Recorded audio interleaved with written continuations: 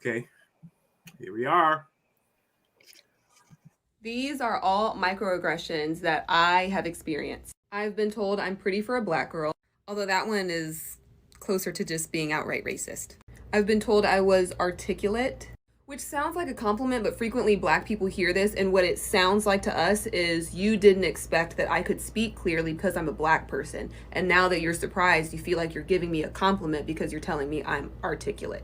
Instead, just say something like, I like how you made that point, because then it actually shows that you're listening to the words coming out of my mouth versus sitting in awe that a black person can speak normally. I've had random people I do not know just walk up to me and touch my hair. It makes me feel like I'm a pet, or that the hair growing out of my head is so out of the ordinary that you just absolutely had to touch it. Just ask. I'll almost always say no, but I think it's important to respect somebody's personal space and just ask before you touch their hair. I was asked on a date with a white guy if I knew my dad, which felt like he was assuming that like black people don't know our fathers.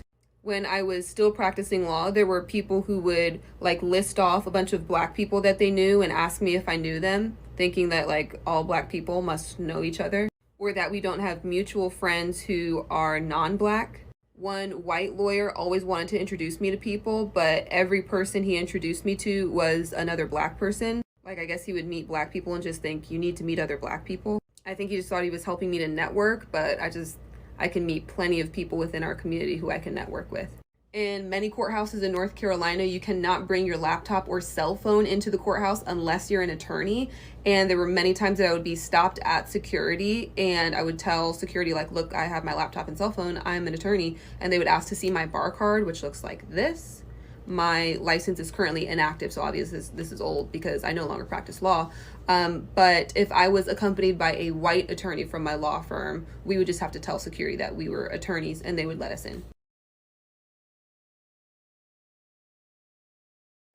That was the young lady that committed suicide recently. So, It's a big taboo for black people to go to therapy. It's a big taboo for black people to even recognize and say, like, hey, this is trauma, because it's kind of like telling the fish it's in water, right? The fish doesn't know it's in water until it starts flopping on the deck. Like, if you're constantly going through things and, and that's your norm, like, okay, like my homie got killed, I was raped, I'm watching other people be raped, I'm watching all these things go around me, I'm looking at community violence, people's dying all the time. If you're in that, you're not going to recognize like anything outside of that. ooh, very true.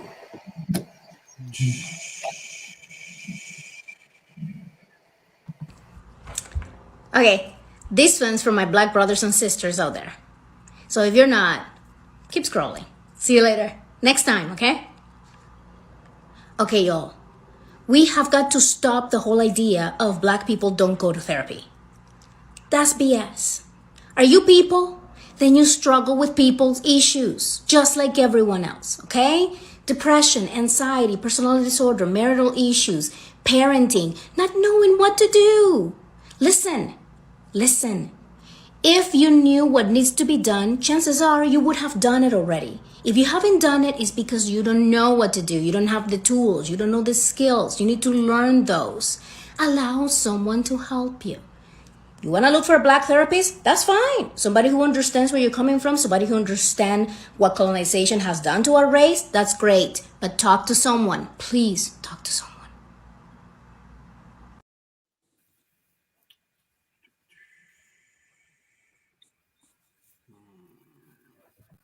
I have a PSA. If you're an entrepreneur, go to therapy. If you're a mom, go to therapy. If you're a newlywed, go to therapy. If you've been married for X amount of years, go to therapy. If you're planning a wedding, go to therapy. If you're sick, go to therapy. If you're single, go to therapy. If you're trying to change jobs, go to therapy. If you have a 9-to-5, go to therapy. If you have parents, go to therapy. If you don't have parents, go to therapy. Go to therapy. Repeat. Go to therapy.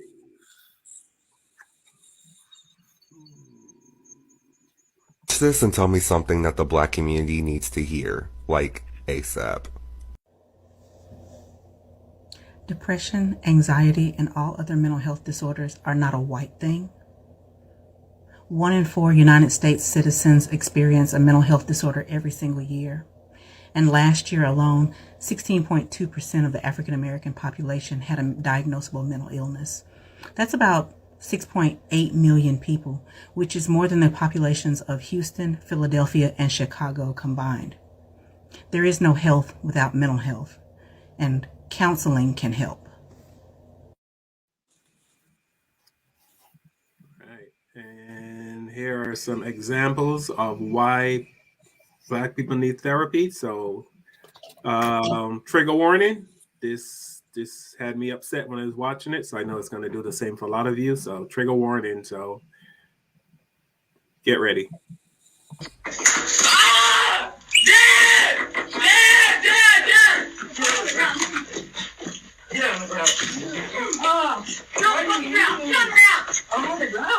Get his hands up.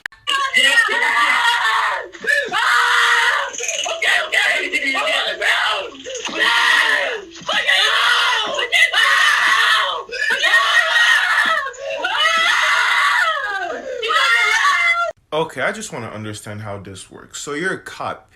You paid money to get how to train to be a cop, but then you act like this when things like this happen. He got pulled over, but he got scared, so he ran to his house. You couldn't see. So what do y'all do in the training? Y'all can't see. Y'all not trained to see how scared someone is. Y'all can't de-escalate the situation. Y'all just so y'all, what y'all be doing in training?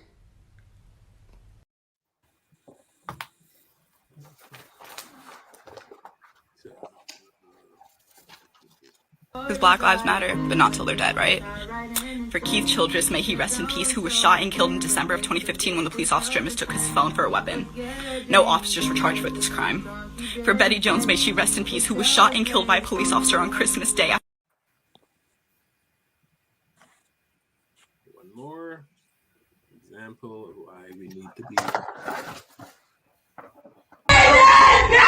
Put your hands behind your back. Hold the air.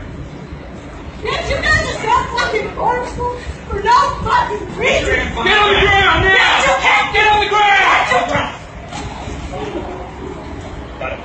Yes, you can me! On the Hitting me! Do it now! No! Stop! Stop hitting me! Punish me!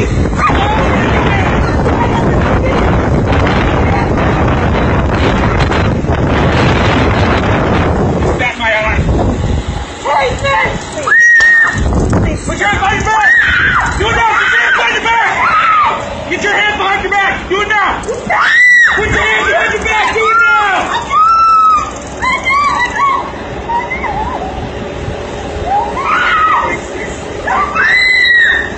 Get down. Wait, one. We have one plus.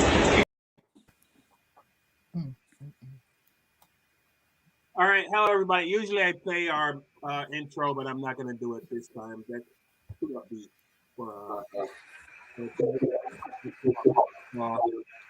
So I'm just going to get right into the show. Welcome everybody. Welcome to our show tonight, 5 Black Comics. Our topic tonight is not as I would say in my terms, not a sexy topic, but it's a topic that definitely needs to be addressed. Before we get that, please, if you're watching us on YouTube, please subscribe to our channel. Please hit the notification button so you get notified when we go live. Please like and share our content. And also want to send out some love to the Information Man Show, who checked us out, like what we do over here, and he sent us some love. So we're going to send him some love right back. So check out Information Man. His show is on Sundays, I think, Tanya. I think his show is on Sundays. It'll be 2:30 Eastern, our time, I think, or 5:30 our time. Look up Information Man on YouTube. You're gonna love his show. If you love this show, you're gonna love his show. Also, Mr. Kevin Lee has a book called Playing with Fire. Yeah. So all you newbies, please pick this up. See that guy sitting there looking all innocent? After you read this book, Far from innocent. Innocent to hope. No. After you read this book, My copy I somewhere. guarantee you will have a different look, a different opinion of Miss Lee. It's very exciting, very, very interesting book. Actually, we're hoping someday that this gets made into a movie or a TV show. We're working on it, brother. Yes, sir. Yeah. Thank you. So thank Kevin Lee. And our lovely Tanya has her show On the Town with Tanya. Yeah, Sundays at 8. On the Town, Sundays at 8 On the Town with Tanya. So please check out Tanya. Sundays, 8 p.m. Eastern. Check out On the Town with Tanya. You love our show. You're going to love Tanya's show. You're going to love Information Man show. And if you want to see Desi, just go to his house and watch him play with his kids. Because Desi is the super dad. Desi is absolutely... in the video, the girl said the white dude asked her if she knew her father. I don't know why. I guess it's been a myth that's been perpetuated, but everyone on this panel, knows their father and have great relationships with their dad. So there's a myth out there that Black people don't know their fathers. While we're on that, my dad's birthday is tomorrow, so happy birthday! All right, happy really? birthday. Oh, mine just went next week. Yeah. Happy birthday! Happy Where birthday! is- My dad is the 9th, is February 9th. I'm February 9th. Your dad's February 9th? My dad's February 9th. That's crazy. Look All at that. right. Gary is in the building. Woo woo. Funny. We just got a new subscriber. All right, so people are listening. Yay. So thanks to everyone for watching the show. And what prompted us to do this show is the suicide of Chelsea Chris, the former Miss America. She won the Miss America pageant. I'm not sure what year. But it prompted us to think, like some people said in the videos, that for some reason, Black people don't think we need therapy. For some reason, we think we're too strong. We're handling it. I don't need therapy. We think we're handling it, but I can tell you, we are really not handling it. Because the things that we consider the norm is not the norm. And I know this because when I go back to the Caribbean, Barbados, I swear, I don't know if any of you have ever been out of America. I know Tanya has traveled a lot. Desi, Kevin, we've all traveled. But when you leave America, you go to another country, you feel like a weight has been lifted off your shoulder. And I've spoken to my white friends about this. They have no idea what I'm talking about. They do not understand why when Black people leave America, they feel so much freer. They feel so, you know what I mean? It's a 24/7 job being Black in America. And I'm saying that as a person who came to America. I did not come to America thinking it was going to be Black against white. I came to America thinking it was going to be me against Americans. That's the absolute truth. I never thought of myself as Black and I was going to be put in a certain category. I never had that thought. But as I stayed and I lived in America, I was put on the side. They said, "You're Black." I wasn't asked. I wasn't told verbally, but I can tell I was put on a side. And being Black is like I said, 24/7 job. And when I talk to my white friends, I tell them stuff that I have to do because I'm Black.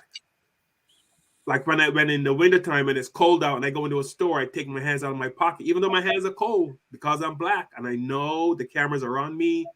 You know what I mean?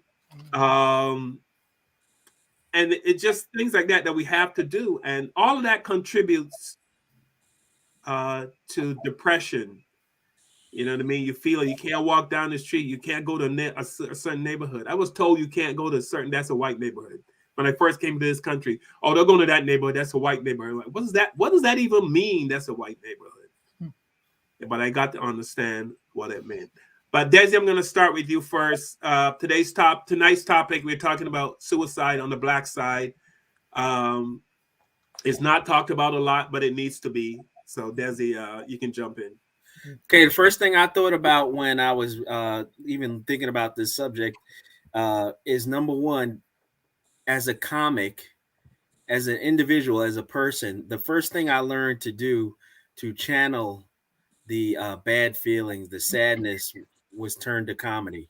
So comedy was my therapy, and it served me well. It gave me a lot of things I was able to work it out on stage. I was able to talk about my innermost feelings and get people to share. And one of the things that makes you know that you are, I'll say, a valuable comic is when you get off the stage and you're sitting at the bar, you're sitting in the back, someone inevitably will walk up to you and say, I was thinking about killing myself.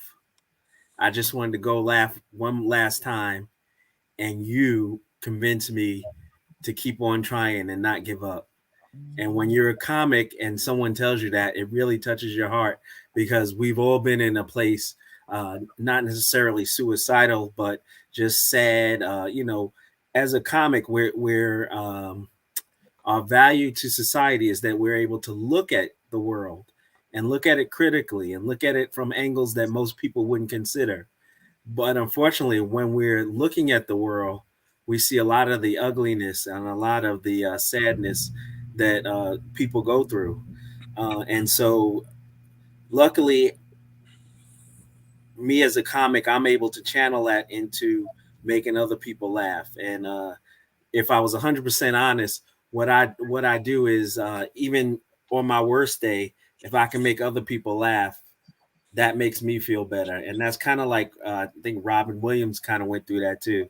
So when I get Robin Williams money, maybe I'll be able to tell you if that's still a thing. The James Baldwin, one of the famous people who talked a lot about race was James Baldwin.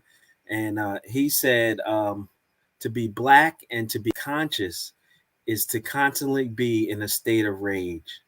And what that is when you start realizing that the world isn't the way it should be. The world is not justice. The world is not balanced, and it's by design. Once you realize it's by design, it really frustrates you and messes with you.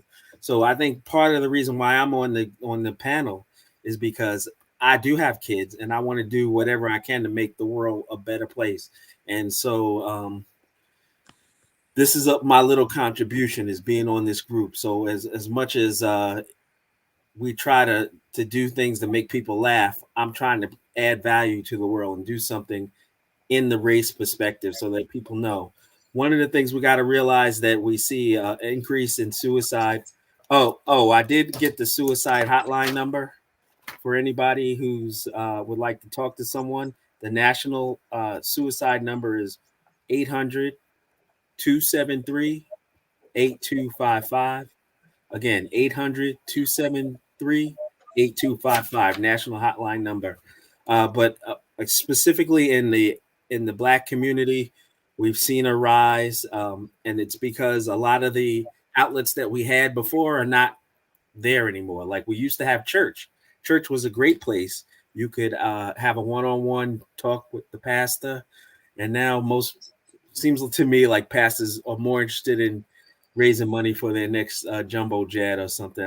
I can't relate to anything there. We boys, we used to have the barbershop. We still have the barbershop, but it's become a lot less conversation friendly. It's just the way we are. But thank God I have stand up and I have great family support system, and I don't have such an ego that if things are not going right, I got two best friends that I grew up since I was a kid I can talk to. So those are the things. This COVID isolation too is not helping.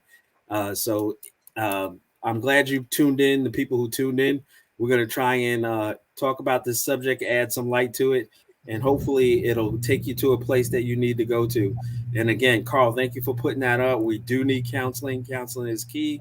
And it doesn't, if you can't, the best is to find a real professional counselor, but even someone you respect, someone you look up to, who you value for their wisdom, pull them to the side. Hey, can I talk to you? Let me buy you a cup of coffee. Yeah, Jeannie Springer. What's up, Jeannie? Jeannie's a fellow Bajan. Jeannie said she took an Uber home because she wanted to be part of this conversation. She works with mental health people, I guess. But Jeannie said she asked, do people know the signs of mental health? Jeannie, I know you. I'm going to put the link in the chat. If you want to come on, anyone that wants to come on and be part of the panel, feel free. or you can just comment if you want to stay hidden. Um, do we know the signs of mental health? Apparently not, because people are still killing themselves. She also said, Jeannie Springer also says, we as people have so much trauma. We do have so much trauma. TW on who watches the show on YouTube, she says, another important topic for our community. Once I retired, I no longer have to deal with white people on a daily basis. My mental health is the best it's ever been. Retired engineer. I know exactly what you're talking about, Jeannie. I mean, TW from YouTube. I'm not even going to try to make fun. When I worked for a corporation, and I used to take sick days, but I wasn't sick. It was just too much white. And You might not want to admit that on camera. I used to call it a white day. All the black people used to call it, we taking a white day. It was just too much white. And white people watching this would not be able to understand. Let me try to shed some light on it. It was like, okay, they never made you feel inclusive. You know what I mean? Even though they smile and they laugh, you can tell that they kept you at a distance. You know what I mean? And I wasn't even really trying to be part of their little club or their little, you know what I mean? They have a way of smiling and laughing, but still keep telling you, you're not one of us. You know what I mean? I remember I went out to lunch one time and I saw one of the white dudes that I work with at the same place I was getting my lunch, and I reached up and touched him. He was in front of me, and I touched him on his shirt to say, "Hey," I mean, like, we work together. And he looked around and then looked and pretended like he didn't know me. You know what I mean? So I'm gonna make this story short. We got back to the office. I'm sitting in my cubicle. He comes up to me and say, "Hey, Carl, how about that thing you're working on?" And talking to me like normal, like, dude, you just ignored me. You know what I mean? So I, of course, when I'm like, I said, "Fuck you," and me went off, and of course, heads start popping up at all the cubicles. What the hell's going on? Carl, now I'm the angry man. You know what I mean? I'm the angry black man. So anyway, we ended up in HR's office, and what's going on? They brought him in. He's like, I don't know. Carl just went off on me. You know what I mean? And so they brought me in. I said, well, he saw me, and he ignored me, and they were like, and they played it down like, well, that's not the way we do it around here. You could handle it differently. You need to. I was considered very aggressive. I'm too confrontational. They say, Carl, you're too confrontational. This is not the first time. You know what I mean?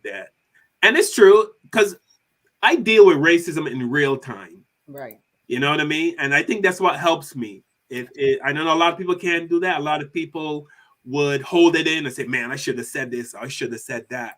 I say it in real time. You know what I mean? And that's how I deal with it. And I keep it moving. Like when I go shopping, and how white cashiers, every black person knows this. White cashiers do not like to touch black people's hands. They drop the change, or they throw it on the table, or they find a creative way not to touch your hand. I started saying, listen, I don't want to touch you either.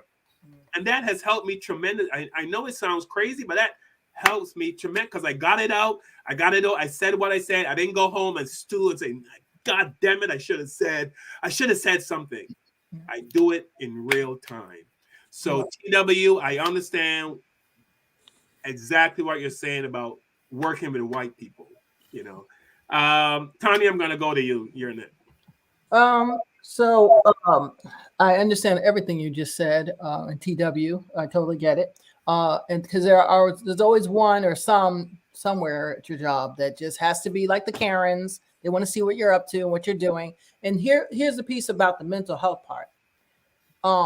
It can be, if you allow it, it can really go and play games in your mind. I feel bad for the young people, because I can't imagine how they process when they're at schools, right? And because a lot of the suicide, there was one school that had 7 black suicides, 7. And I was like, well, these parents are just out of their minds, because why would they? If I heard about the first one, I'd be like, Second one, I'd be like, The third one, I'd be like, nah. So that's just me as a parent. But the fact that they're a 7-year-old, a 10-year-old, like, what? Why would they do that? But when they showed the camera of the kids being bullied, it goes back to how did you learn to process and how, kids young, they don't know how to process stuff. So the teen suicide going up is not a shock to me. I'm commending them for this long, for not breaking down quicker between the shootings and between the George Floyd's and that the police don't like you, that it maybe something dysfunctional at home. There's no jobs, like everything around. They don't know how to process. As adults, when we're at work and we get those type of people, like you said, you call it out so it helps you therapeutically. I do the same thing. I'll call it out in 5 seconds. I don't care who it is. It could be the boss, owner of the company. I'm letting you know what time it is, because if I don't, I could become one of those people that let it fester inside and get upset and get angry or want to hurt myself. And I was like, I am just too great to be hurting myself. That's how I feel about me. And that's the foster care thing that in me that's always been, sink or swim when you're in a situation. I decided I was swimming. So from this high, I decided I was swimming. Not everybody can do that, and that's where we have to learn as a people that, I think I got to get some therapy here, because there's a lot of stuff going on between the job, the home, the dog, the cat, the people, the media, and the way the media portrays us. I can't believe we're still like walking around with our heads up, actually, because it's everything around us says that you're not it, even though we know we're it, but everybody else had not got the memo. So it's hard. It's hard sometimes, but I think processing is a word I'd like to work on, because whether it's young people or older people, processing is very important. How you're taught to process trauma or things that are happening in real time, right? Because if you're not in real time, then you're going to go get high and you're going to go do all the other stuff to stay out of time, because you don't want to be in real time. But processing, and I used to be an addiction counselor, as you all know. And I just always used to tell clients, you got to work in the now, like right now. What do I have right now to work with and to deal with? You can't be on some other thing. Because even if I take you to, if you go to therapy and you don't talk, right? Think about it. If you go to therapy and you don't talk, that's not going to help you. If I give you medication, not me, but if the doctor gives you medication and you take it or don't take it, and you still don't have the person to talk to, that's not going to work out in the long run well either. So it's a combination of things, but more importantly, it comes down to processing. You have to know how to process in order to not hold, all that stuff that's happening. And especially with the pandemic now, that's an extra, it's like just throw an extra something on, and it makes for a horrible atmosphere for people with suicidal tendencies already. This just adds on to stuff. And I know several people who've committed suicide. And my first thing, my heart just starts crying, because I'm like, darn, I didn't say anything. I couldn't say anything to help them, think that they could just hold on.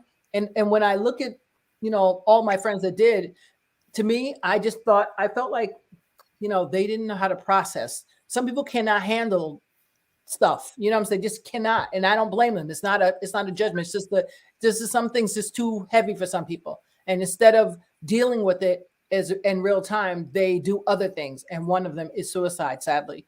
But if you're a parent listening, I would tell you, as young as 3 years old, teach your children how to process and deal with real-time issues. Because if you do, whether it's a bully, whether it's anger, whatever, it could be anything. If you teach them how to deal in real time, when real stuff starts hitting and they're out on their own, they may be depressed. I mean, everybody's had a depression day. I've had a depression day, right? But I'm not going to go and hurt myself for me, because my foster mother had a big old schmeal about that. So I'm not, that's not going to happen. If you ever hear something about me committing suicide, you will know that's a false story. I'm just letting you know. You'll know that's false, because I was trained very differently than most people are trained. And it comes down to processing. How do you process what just happened to you? Yeah. I'm going to read a couple more comments. TW again from YouTube said, I was on assignment in England, and after work went for beers with 2 white engineers from the USA. One of them, after a few drinks, referred to Martin Luther King as Martin Luther Coon. What? That was trauma, she said. Yeah. Jeannie, what's up? Jeannie Springer says, Jeannie works with in the mental health industry. She said, we need to get to the root of our issues and step out, ask for help, also check in on each other when things shift in people's behavior, ask questions. I know that's easy, but sometimes you don't want to pry.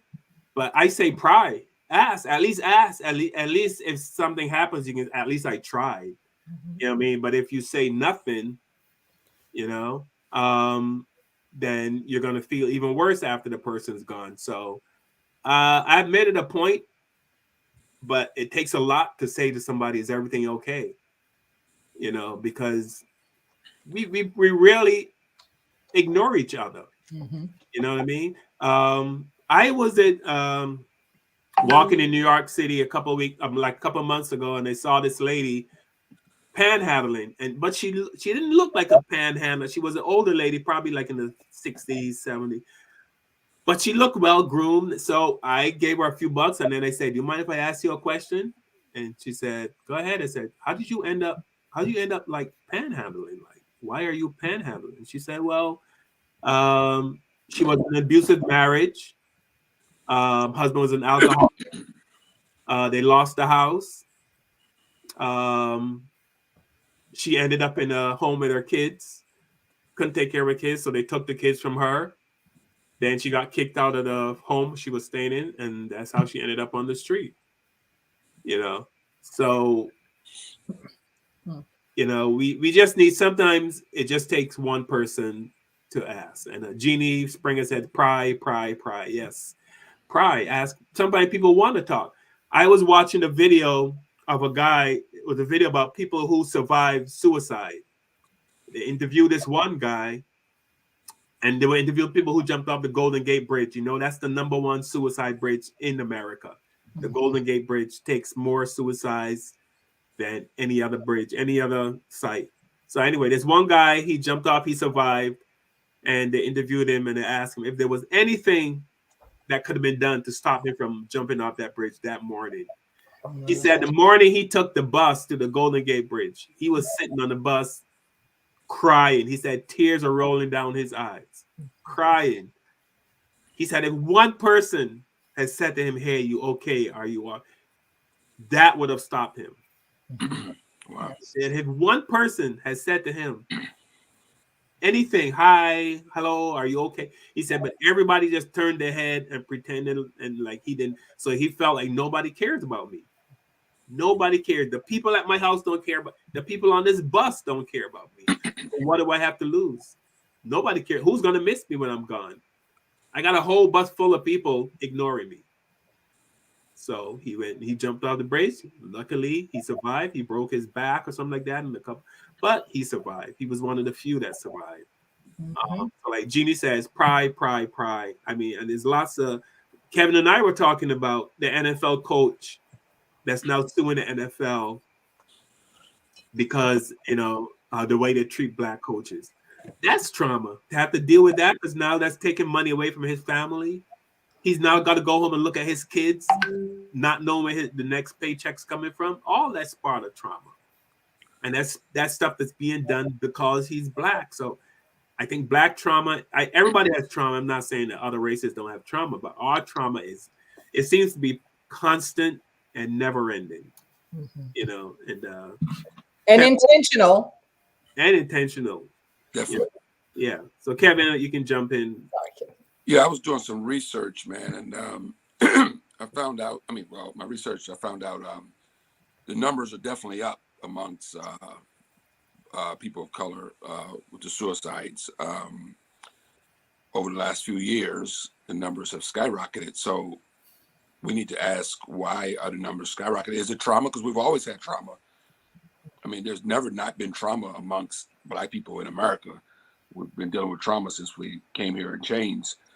Going back to the civil rights, those people had trauma too. You know, they were beaten and dealt with Ku Klux Klan and everything else, and they didn't commit suicide at the rates that we are right now. So the question is, why is the trauma now bringing us to killing ourselves more than maybe? I mean, I read this. The suicide rates are definitely up a lot more now than it was 20 years ago. 30 years ago and 50 years ago. So what's causing that? Is it social media, or is it the 24-hour news cycle that we have in our life? I mean, our trauma now is definitely in 3D in real time. I mean, we see it nonstop. You know, just turning on TV and hearing, you know, somebody from Fox News that says something negative, or just seeing how we're treated, just seeing what happened to Whoopi Goldberg or today, or just or the NFL coach that we're discussing in the pre-show call. So yeah, the trauma is definitely there for us, just being Black in America, you know. So my research also, I was looking at these suicides, and I kept the notes here. And this was baffling to me, because I always thought people committed suicide because their lives were effed up somehow, you know. But the suicides that I'm looking at here, most of these people are very successful. You know, got an NFL player here that killed himself a few years ago, gunshot wound. Javon Bleacher, he was an NFL player. We have a model here who died from suicide. She jumped from a window in 2018 in New York City from her apartment. You know, beautiful lady, you know, 46 years old. So yeah, this has been going on. Got a hip hop executive from Def Jam. Oh yeah, Chris Lighty. Yeah. Yeah. And then we got you know, some of the most famous suicides from Black men. Don Cornelius of Soul Trade fame. Yeah. You know, shot himself. You know, 75 years old and shot himself at 75. He lived that long. You know. To take your own life. Something close, dear to my heart is Phyllis Hyman, R&B singer. I used to open her concerts back in the 90s. In 1995, she committed suicide on the night that she was supposed to open for the Whispers at the Apollo Theater. Never made that show. She killed herself in her hotel room a couple hours before the show. They found her, you know. So Rich and a young lady who just killed herself in New York City, the model, former Miss America, killed herself also. Very successful lady. She had, you know, host on a TV show, Extra, and to us, it looks like they have good lives. You know, they have, you know, TV shows. They're making good money. They got the fame, you know, notoriety, popularity, whatever you want to call it. And then, you know, the rent's not due, you know, they're making this money, right? And they still kill themselves. So there's something else going on, you know, that these successful people are taking their lives, because the guy on the corner with the cardboard box, the brother out there in the snow today in New York City, or he's not killing himself, you know. The guy that's probably panhandling down the street from her apartment that she jumped from is not panhandling, but he's not. I mean, he's not committing suicide. But the lady who can afford the high-rise apartment in Times Square apparently jumps 29 floors down to her death. It's baffling. that you know. Like I always say, no matter where I see Black people, no matter what job they have, whether they're CEO, they're panhandling, they're selling art, I don't care what they're doing. They're working at McDonald's, they're a supervisor, they're man. I don't care what job you're doing. When you're Black and I see you in that job, I know you're dealing with some white shit, and you're hiding it. Oh yeah, we deal with it on. We deal with it, Carl. Yeah, and we know. We go to clubs or do our shows. We deal with it on a regular basis. And she talked about that in her clip on Instagram, right, on her TikTok page. She talked about them wanting to touch her hair and some of the things that they would say to her, you know, about her father and things like that. So yeah, she had to deal with a lot of negativity. And those microaggressions can get to anybody. I mean, the most confident person, if you're exposed to it around the clock, and there's no real, the thing about microaggressions is you feel like you're making a big deal out of something that's minor, but it affects you just as much as a full frontal attack on your personality. And Carl, you put it in a good way. When people are doing things, if they would just include you, Part of the reason why I was really popular in high school and college is that I saw the kids on the side who wasn't included, and I would say to them, "Come on, join us." And I was at the table with the cool kids, and before you know it, they were, even if they that was the one day in their life, every time I saw them after that, they gave me a smile. How you doing? Because I know I had a fear of not being included, so I made sure that I helped and looked out for other people. So yeah, even you made a good point too, Carl. If you see somebody homeless or whatever, and even if you don't have money, hey, how you doing? I hope things help turn out for you. Say something nice. You'd be surprised how it helps. Yeah. Tanya, you had something to Well, just adolescent suicide is up so much as well. Even though I consider that young lady very young. Wasn't she in her 20s? No, she was 30. Just turned 30. She looked great for her age. That's still young. 30's young. It's still young, yeah. But particularly young people, it is the numbers are just staggering. Males make up 47% of the suicides, females 59%. It's just crazy, the numbers. And so I want to get into the why. You know, I was watching a documentary on a mother, Tammy Charles, her son, his first name is Seven, but I can't remember his full name.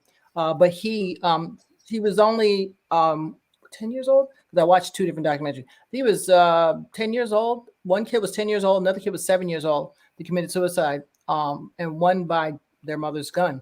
I was like, well, why do you keep a gun in the house? But that's another story without a lock on it. I have no idea.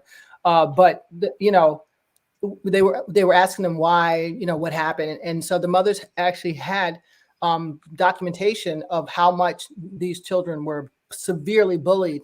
In one of the schools, one of the boys, 7 Black kids had died by suicide under the age of 13. I was like, what kind of school is this? Hello. But also, it just made me think that young people, you know, they're already dealing with all those other stressors, but we have to ask the question why, as parents and as professionals, as teachers. Especially teachers are the greatest filter ever. Like, they're better than anything, because if they're sharp, as most teachers are, I give them credit. They usually say, Tanya doesn't look right today, or her eyes black, or, you know, they notice things.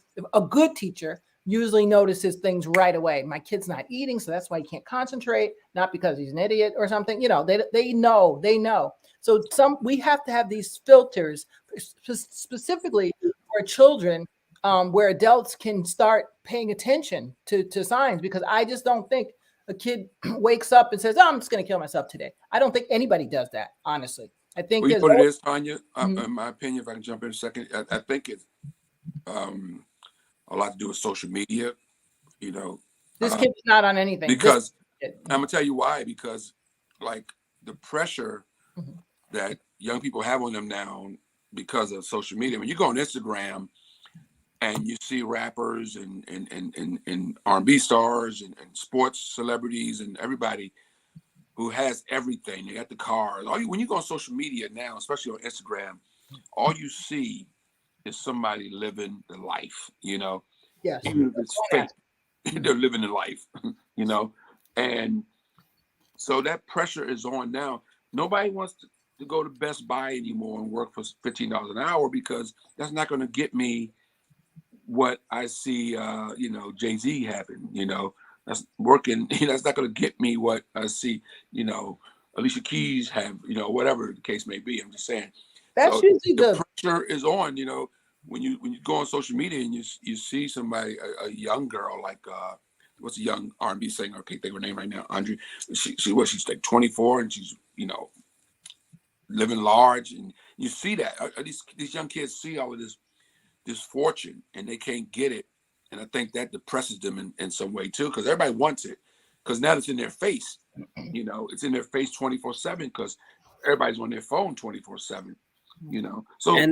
That might be right. I was gonna say, and the counterbalance to that too is, when I was growing up, raised in the church, we were taught suicide is naughty. I mean, you're going straight to hell if you committed suicide. We didn't even consider that when I was young too. If you felt bad enough, you would fight. So what happens is, if I was black kid in an all white school, if I got picked on enough, I would start fighting. Where now kids are they're a little bit different. So I don't know, and it's multiplied. Like say if a kid catches me in the bathroom and he teases me and calls me names. Well, as soon as I get out of the bathroom, it's over. With social media, someone posts something nasty about me and it's there every day, all the time, and other kids are picking up on it. So that's a factor too, because it's public humiliation. Yes, but that's what I'm saying about that too. That is so true. Both of you have very good points. But I'm saying, as someone, well, I'm a parent too, like we all are. But I'm saying particularly for young children, parents, teachers, police, who all the above, whoever these people interact, these kids interact at some point, the doctor's office, the nurse, whoever, somebody's interacting, and no one's paying attention. In my opinion, this is my thought. Because it just doesn't pop up like I'm depressed today and I'm just going to end it today. It doesn't pop up. Even for Robin Williams, it didn't just pop up. He had had a history and he wasn't able to work through that stuff. You know what I'm saying? But for kids particularly, if we pay attention, I really believe, because I'm just saying, the kids that I've worked with, the kids that I've seen, it just seems to me make a difference when people pay attention very early on, rather than when it's too late. They already have it in their mind formed. It's going down. It's just a matter of when, an opportunity. That's too late. It's before, it's teaching, again, teaching tools to handle stuff. Like for me, when someone tried to bully my daughter, I put a handle on it ASAP. It's not even going to wait. We're not waiting for this. We're not waiting for the principal. We're going to handle this now. Why? Because I know the power of social media. If I let this go further, like other kids' parents did, they were suicidal. And I don't blame them, because like your parents ain't sticking up for you. Who you got? I mean, if your principal says, "Oh, it's no big deal," and that's what happened with these two boys, by the way. Oh, well, that's just happened to a lot of Black kids. I was people. Well, no one bullied me because I used to beat up the bullies, but that's because I was trained to handle my business. Now I'm handling it now. It depends on how you're raised, I believe. I really strongly believe that if you don't have the wherewithal, and the environment's bad and everything around you's bad, well, of course you're going to cave in. You're human. That's what, human beings can only take so much. But little kids, young kids, I'm talking 12 years old, yes, they see the social media, Kevin. That's why I wouldn't, if I had my daughter was 12, she would not be allowed on none of that stuff. She would, no phones, none of that. We're not doing that, because I already know the power that it has to disenfranchise you and make you feel like less than. So, but if you teach your children what social media is for, and how to really use it, which most parents don't, because I've watched kids and I've watched their parents. I'm like, no wonder they're doing this. I mean, I see girls, coming on Instagram with low cut tops. I'm like, girl, you're 11. What's up? Well, you're 11. Why are you having low? What are you trying to get kidnapped? What are you doing? Right? But that's because her parents don't even know. I want to say something, but I'm like, I can't tell them, because they're gonna think I'm crazy for telling her she shouldn't be dressed like that on Instagram. You're 11. You should not be like that. But no one's paying attention. Not one person has said nothing. You got to pay attention to your kids. You have to have, alternatives. How about that? So if I say, well, I don't want you on social media, what else do you have? Are you putting them in, piano lessons, or are you doing other options? And you can't sit around as a parent and just be like, yeah, my kid's being bullied, and your kid's coming home crying from bullying. Hello, we got a problem. And hello, it is your responsibility as a parent, in my opinion. When the kid's 7 years old, hello, what can they do for themselves? They can't do nothing. So if you're not advocating for them, why would they not give up? Because the one person that's supposed to be there for me is not stepping up their game. I've seen bullying situations that totally could have been nipped in the butt, but everybody failed the kid. The principal, the parents, and the kids. You got everybody on top of it. So we have to step up our game, and especially when it comes to the kids. Adults is another thing. Carl, you had it on the head when you say, for adults, this is for adults. When you say pay attention, I'm saying check in on people. That is so important. I had a friend, I had no clue. I only said hello to him every day for 3 years. That's all I did. I go to my friend's bar and, hi, how are you doing? That's it.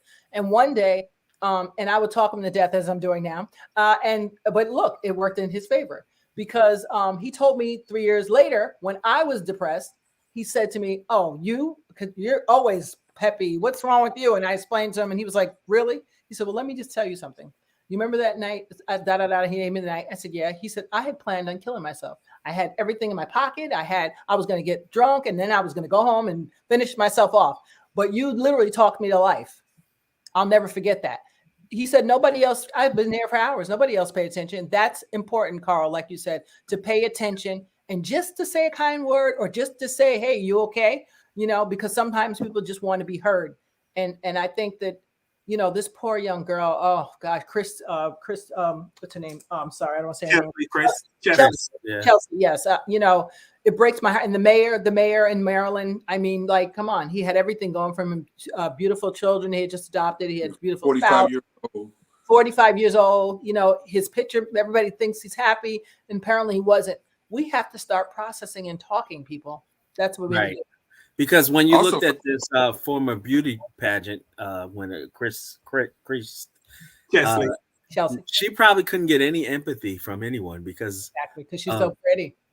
She was a lawyer, she was attractive, she was on TV, so no one wanted to hear her problems. Donna Hager says, Donna says, I was suicidal twice in my life. First as a teen, I felt uninvolved and out of place. Getting a letter from my sister saying she loved me was the only thing that stopped me that day. Wow. Ooh, that's powerful. Yeah.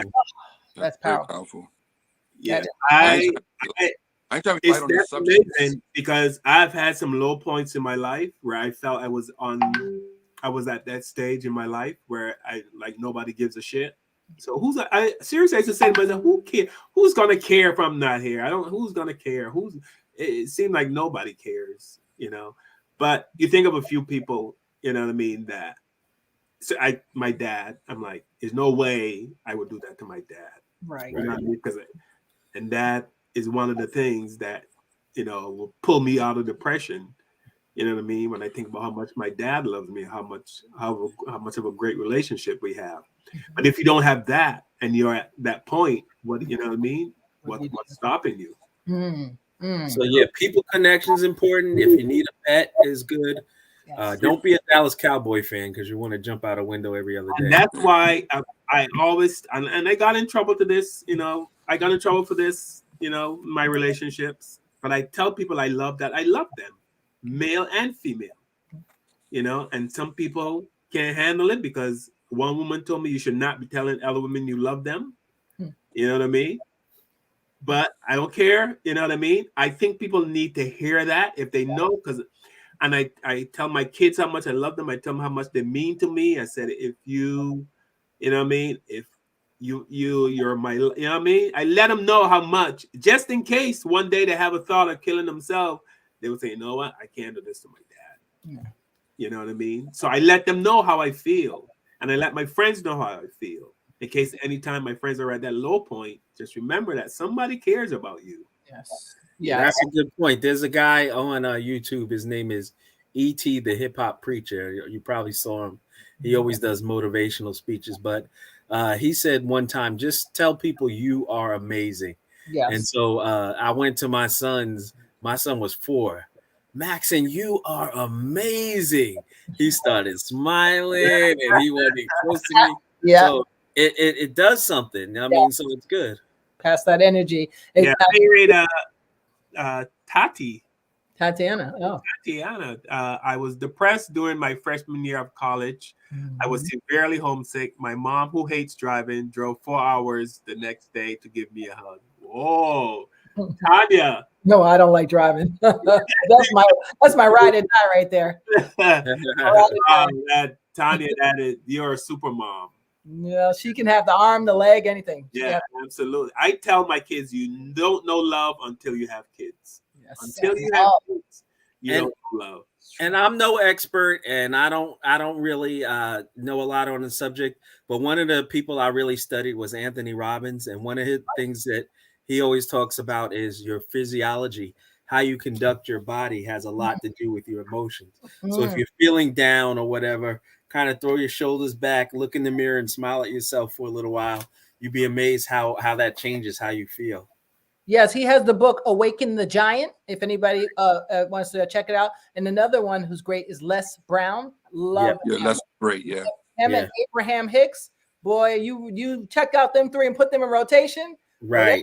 Thinking will be like, okay, maybe I can do this. Maybe, just maybe, because you gotta have a motivator. You have to have a cheerleader or a soundboard. I mean, all those things are so important, and that's why I love this show. Because even though there's tons of other shows, whatever, I just feel like when the Floyd happened, I felt like we could be a soundboard for people. And you need a soundboard. I don't care where you get it from, but you better have one, because if you don't, that's when you end up in the corner and you'd be like, oh, nobody cares. And you just start going in and further in until it just sucks you away. And everybody should know at this point. You need an outlet. Yes. People need an outlet. That's why when TW commented about working with white people and how, she retired. I'm saying she, I'm not even sure. Right. How they retired. And I got that. Right. You know what I mean? And this is what I mean. Like, I want to do the show because I don't want people to think they're alone. Right. Right. The same thing. It happens in comedy. You think I get paid. I have gotten paid less for doing shows, and I was headlining, and the opening act. I mean, and I don't think the opening act but the middle act got more money than me, I'm headlining. Now, when I found out, I confronted the booker, and he said, well, he drove from New York City. So I'm like, really? Doesn't the headliner always get paid more? I don't care where the middle act drives from. Right. Right. You know what I mean? Right. I got less money. You know what I mean? Now, what do I do? Do I make a fuss? TW says, Carl, I'm a grown man. I'm a grown man. All right. All right, TW. What's up? So do you make a fuss and then be labeled as a problem? Because now it will be known throughout the comedy world. Carl makes a fuss about money, and blah, blah, blah. Nobody. It's kind of like this NFL coach that's suing the NFL. His career is done in the NFL. Right. He was smart. He'd have his book and his movie ready. But what I love about him, he doesn't care. I wish more black people were like him. He does not care. It needs to be said, and what he's doing needs to be done, and he's doing it. And he's doing it for all the other black, because now the next black coach that comes after him, they're going to get more respect. Right. I was going to say he cares so much that he's willing to throw it all away so that people after him. And once we all get on code with each other and start doing that, you watch, he's going to be rewarded big time too. I want him to go and start his own team. That's what I want. Well, he'll be rewarded financially, in the end, like Kaepernick was rewarded financially. But like Kaepernick, nothing changed because we're still having this conversation. Exactly. 3 years after Kaepernick's? I want to see them on Neil. We're still having this conversation. Mm-hmm. The NFL is still showing their racist card. The owners are still the owners. They haven't changed. They paid Kaepernick off to have a nice life, and they're still practicing their racial upbringing. That they're the king of the hill, and they don't want black people to do anything in their industry other than run the pigskin. Yeah, don't get out of line, or we'll show you. So San Francisco lost because of the Kaepernick curse. Yeah, like the Redskin curse is that Redskins been losing forever because you can't say Redskins anymore. Oh, exactly. Disrespect to that name. Gina Fiore. Gina, hey Gina. Gina, read the comics, not you. Okay, so don't be. She's very good, by the way. Gina says, Tanya, Kevin, white girl here. But I chose not to do chemo when I was diagnosed with cancer back in 1997. Returned 2011, 2016, 2017, 2018, 2019. I never did chemo, but I was sick, surgeries, etc. No one has sympathy for me nor helped me because I look fine, but not bald or emaciated. Right. Emotionally emaciated. Emaciated. Right. Emotionally and spiritually bankrupt. No one bought food or asked. Wow. I guess what? what could they do beyond my surgery? Trauma continues after surgery. It's scary and hard. Yes. Yes, Gina. And I wish I would have known you, Gina. Yeah. When people don't check in with you, or you know what I mean, and nobody wants to say, like, please talk to me, you know what I mean? But you know what I mean, or nobody. That's why sometimes I have friends that call and I always try to answer every call, because you never know, that might be the time. You might be the one person they want to talk to. Yes. Yeah. Oh, yes. I learned that one. Yep. It's so important for us to pay attention, and for those who are hurting to also pay attention to yourself. You know when you're getting down. You know when you're about to go down the rabbit hole.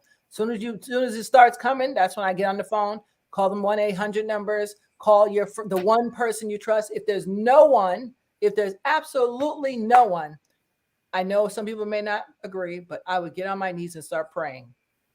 Because sometimes meditation or prayer puts a calm over you just for the moment. You know, that breathe 10 seconds and then maybe you'll shift your thought, that whole thing concept. Sometimes, and it works for me, but doesn't mean it works for everybody else. Sometimes that can just stop you long enough for someone to enter the room, or someone to call on the phone, or just something. You're just trying to delay time, like put it off till tomorrow or next week or something. And hopefully, you know, a spirit guide will send you somebody to put it off.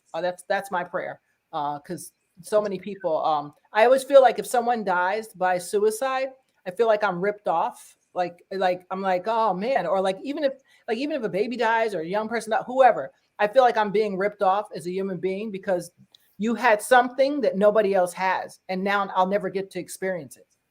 You know, that's what I used to tell my young people when they were suicidal. I was like, why would you do that? Because how am I going to deal? How you and I have an interaction for a reason. And now who's going to give me this interaction? But people that commit suicide, they don't really want to die, because all the interviews I saw with people who survived, they just wanted the pain to go away. They just wanted it to stop. Yes. You know, they didn't really want to die and be gone forever. Mm-hmm.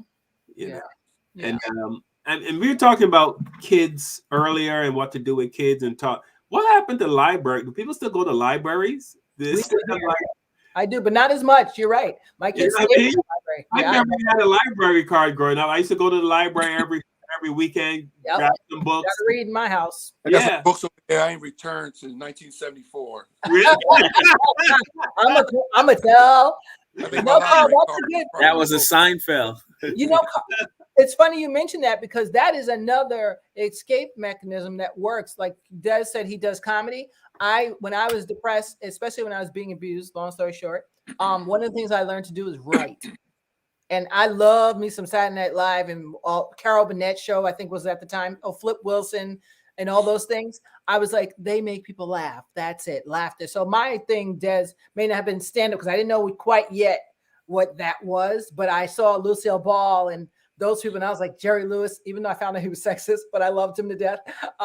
You know, I saw that and said, okay, so whatever that is, I'll just write. And I would pretend like I was a writer on the show or whatever show it was.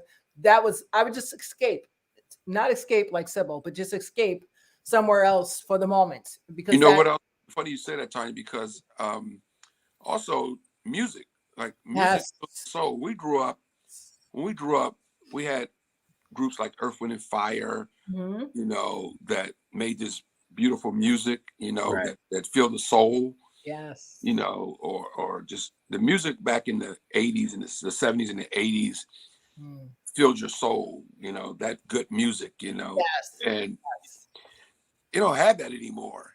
Except for Bruno Mars. Bruno Mars be trying it. When I get depressed, I cut on my music. My playlist gets me through, you know. Anything that depresses me, I just cut my music on because it fills the soul, you know. Right. And I listen to old music. I don't listen to new stuff. Right. But the new stuff is so bad.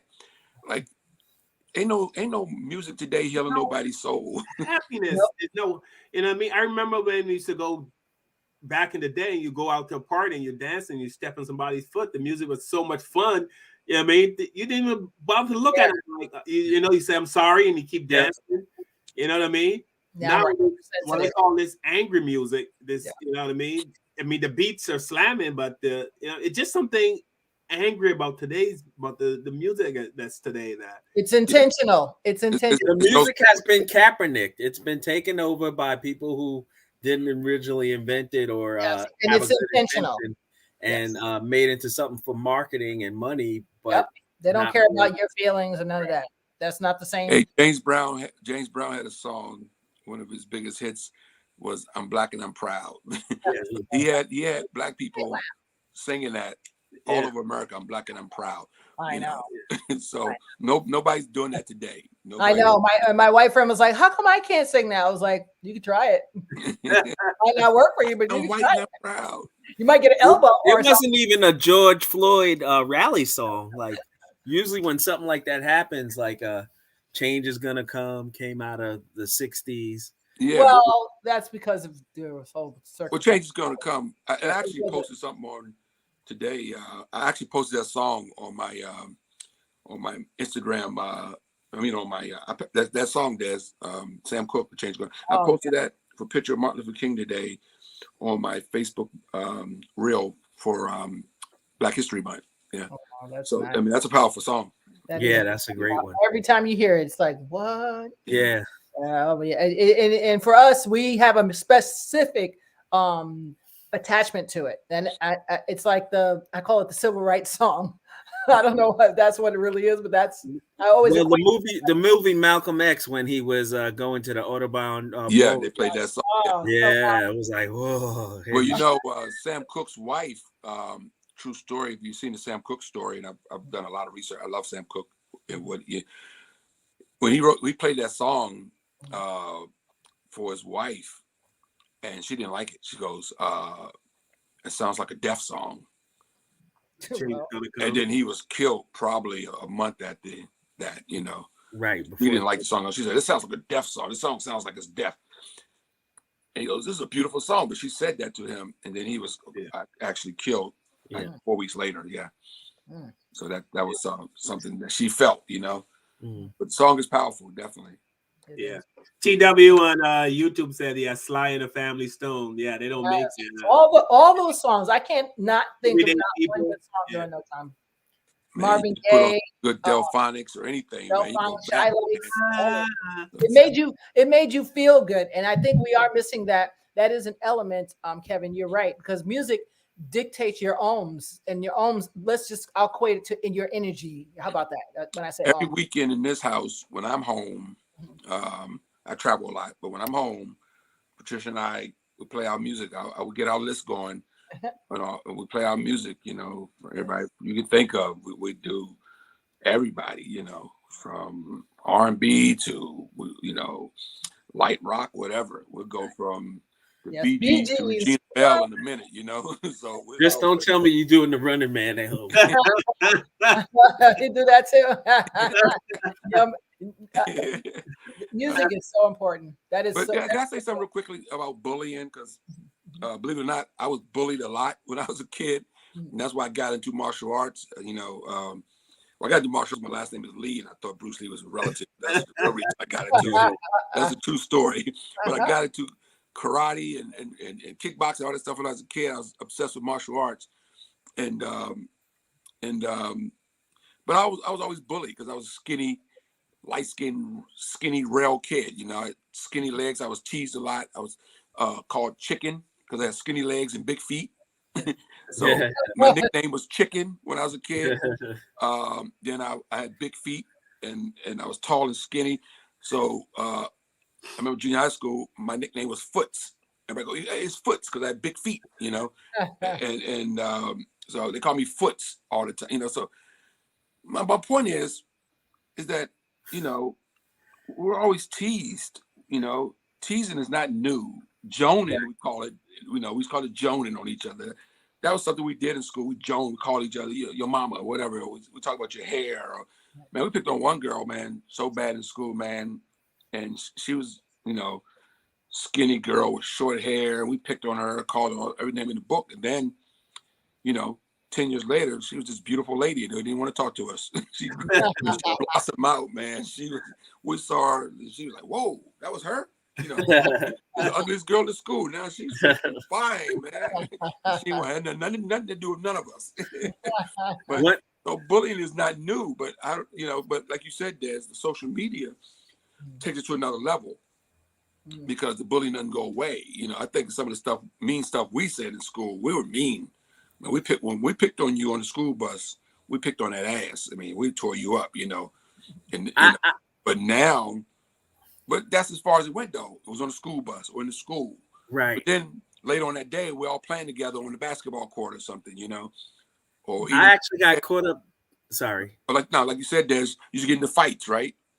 We used to fight, but after we finished fighting, the same person we was fighting, we're hanging out with later that day or the next day or whatever, you know. So I don't know what happened to you can't fight anymore because now you punch somebody, they're gonna shoot you. If you fight somebody, you can't never turn your back because they're gonna go get a gun and come back and shoot you. Nobody can take an ass whooping anymore, you know. That's a wrap. Somebody get the best of you, it's a wrap because they're gonna come back and shoot you because you outboxed them or you out wrestled them. So that don't even happen anymore. You know, you can't step on nobody's shoe because you're gonna get shot. You know, right? I just think we're just really edgy, right? I mean, just I don't know what happened. I don't know when the shift happened amongst Black people, but it did happen. Like we're just so uptight. You know, just consider this for a second, though. Every culture goes through it. If you look at Asian culture now, they seem very docile and friendly and respectful. But it was less than a few hundred years ago. Asian people, if you bowed and you got like 50 feet away and then you turned around, the person would run after you and chop your head off with a samurai sword. So, and every culture goes through this. So maybe it's just part of our, I mean, we were raised and thought to be the most humanistic. We're supposed to be the most empathetic towards our fellow man. But maybe this is part of our experience among other peoples, and we're going through it, and hopefully we'll come out on the positive side at the other end. And the more we talk about it, the better we'll get at it. Yes. Yeah. Hey, Dad, I ever get punched in my face by somebody off the school bus and have somebody take my head off a sword? Yeah. The thing with Black people is that, I mean, everyone gets depressed. All cultures gets depressed, but yes, I think Black people, when you leave your house in the morning, you know you gotta go. You know you're gonna have to deal with some shit that day, right? Just from walking out your house, you know you have to deal with some shit that day. But you're walking or driving or whatever. I mean, Kevin and I talk about it all the time. I mean, you're driving, you're scared to look at the cop. You're scared to make eye contact with the cop. You know what I mean? Do it. You know what that means. You know what I mean? It's automatic. You make eye contact. Oh, he's up to something. He's hiding something. Something's going on over there. You know what I mean? Can I tell you something, man? I went into a Chinese restaurant 2 days ago to get some lunch. Felt like some Chinese food. And this Chinese restaurant I go to, they don't have any plastic up or anything like that. So ladies, you know, I went to pay her, but I had my wallet in my jacket. So I put my hand in and I couldn't find what was. I saw her eyes get wide. She thought I was gonna pull a gun out. And I could tell she thought I was reaching for a weapon to rob her. I swear to God. And the whole time I'm saying, because my jacket, the inside jacket has a hole in it. So the wallet kind of went down into the hole in my jacket. So I'm reaching, trying to find get the wallet up. And the look on her face was like, and I said to myself, thank God this lady doesn't have a weapon. Because she would shoot me, thinking I was reaching for a gun. That's just what I said to myself. It just took me too long to get that wallet out, and I'm doing like this. No, I know. My inside pocket, because I don't put the wallet in my back pocket because I hate sitting on wallets. It drives me crazy. So I keep it in my pocket, in my jacket. And I'm reaching, and her eyes got big like this. And I said to myself, she thinks I'm reaching for a gun. Yeah. I swear to God. I just knew it. My sense, like, she thinks I'm reaching for a weapon. She thinks I'm about to hold her up. I feel bad for her. Wallet and grabbed my debit card out of it and everything. But yeah, I'm just glad she didn't have a weapon and overreacted because she would have shot me. Let me tell you, I totally get where she was coming from because of what's going on with all the Asian community, with a lot of shootings happening. I can get that, and I wouldn't even equate it to just Kevin the Black guy at that point. At this only because of right now what's going on.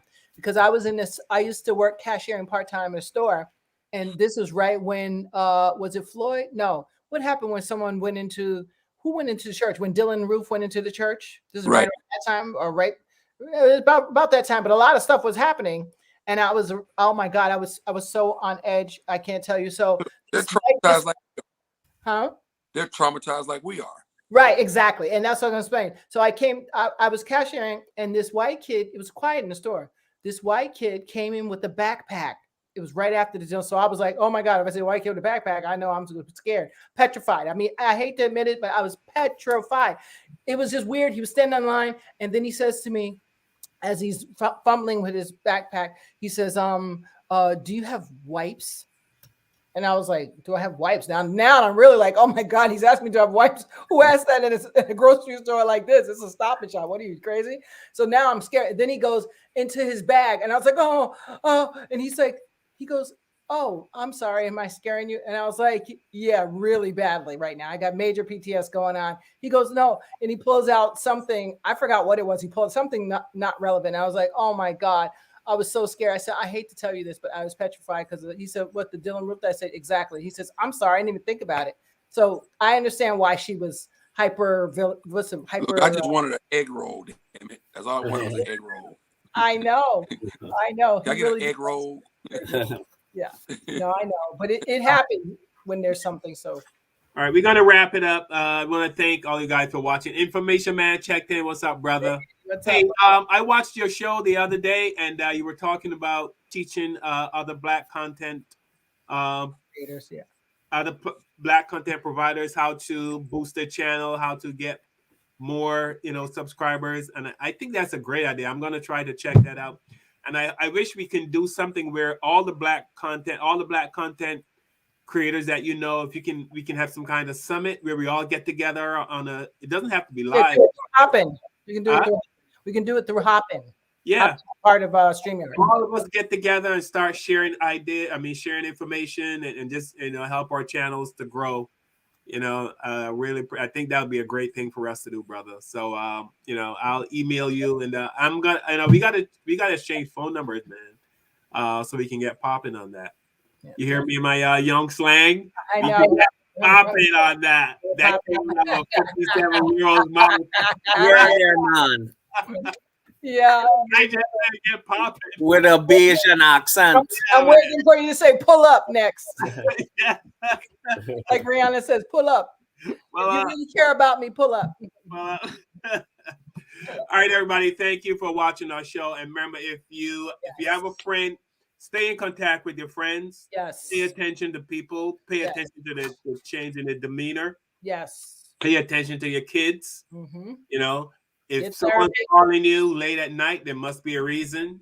You know what I mean? I know sometimes you tend to say, I'm tired, or that person talks too much. I can't deal. Some people just stay in contact with people when they're gone, and you never know. Some people just don't want to come right out and say, hey, I'm going through this. Because I know I don't. Tanya calls me, and we talk for hours, or we talk for a long time, and I'm so glad that she called, but I don't say, oh my God, Tanya, thank you. I'm here in this house all by myself. Thank you. I don't say that. Yeah. but I appreciate it, Tanya. You have no idea. Good. You saved Carl's life so many times, Tanya. Yeah. Thank you, Tanya. Yeah. Hey, by the way, guys, it's the second. What's the day? February 2nd. February 2nd. It's the second day of Black History Month. We can't acknowledge that on the 5 Black Comic Show. That's right. That's right. It's Black History Month, and in honor of Black History Month, white supremacists are threatening to blow up Black HBUCs. Let's just point that out real quickly before we roll out. Yeah. So, good job, white people. Thank you. Yes. All right. All right, everyone. Can I say one thing? Yeah. Desi's got to bounce. Oh, Desi's got to bounce. And just make sure, guys, whoever's out there, make sure you are getting therapy if you need it. Make sure that you are, being with people that are positive energy and light in your life. And whatever you do, if you're a teacher or anything like that, just pay attention. Pay attention to the students. And what I'm saying? If you see something, say something. Principals, Step up your game when it comes to bullying. That's it. I'm afraid of pain, so I ain't killing myself. Y'all good? You good, Des? I know, Des, you gotta go. Yes. All right, Dave. Yes, I'm very good. Thank you very much. Appreciate the show. All right, guys. Thanks for watching. Remember to like, share. Yes, share. Hit the activation button on the YouTube so you can get the notification. Notification button on YouTube so you can get notified. And we're gonna go out on a short video. Like I said, our music is kind of upbeat, and I don't want to go out on that. So, Okay. Because Black Lives Matter, but not. So let me share a win with you all. We all know it's difficult for men to come to therapy, even more so for Black men to come to therapy. I have the honor of being the therapist for several Black men.